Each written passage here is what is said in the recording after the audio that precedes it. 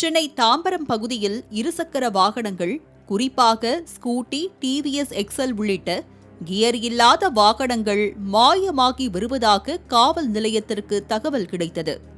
இதையடுத்து சிட்லப்பாக்கம் காவல் நிலைய குற்றப்பிரிவு ஆய்வாளர் பரணிதரன் தலைமையில் உதவி ஆய்வாளர் மற்றும் 2 காவலர்கள் சேர்ந்து பைக் திருட்டில் ஈடுபட்டவரை தீவிரமாக தேடி வந்தனர்.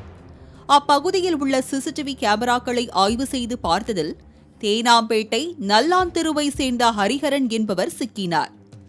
அவரை கைது செய்து விசாரணை நடத்தியதில் கடந்த 3 மாதங்களில் 10க்கும் மேற்பட்ட வாகனங்கள் திருடியது தெரிய வந்தது. மேலும் பொது இடங்களில் நிறுத்தப்பட்ட பைக்கில் கள்ளச்சாவியை போட்டும் வயரை துண்டித்து மற்றொரு துண்டு வயர் மூலம் இணைத்து சில சாமர்த்தியங்களின் மூலம் வாகனங்களை இயக்கி ஓட்டி சென்றுள்ளார்.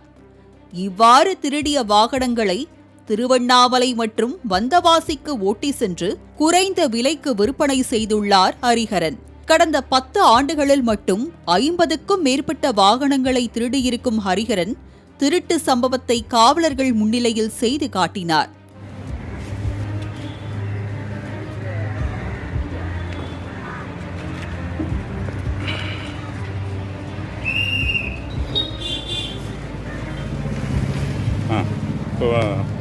அதான் ஸ்டார்ட் ஆகிடுமா?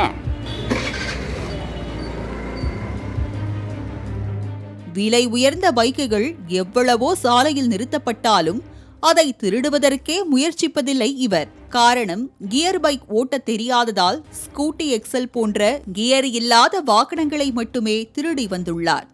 10 ஆண்டுகளாக பைக் திருட்டில் ஈடுபட்ட ஹரிஹரனை கைது செய்த போலீசார் தாம்பரம் குற்றவியல் நீதிமன்றத்தில் ஆஜர்படுத்தி சிறையில் அடைத்தனர்.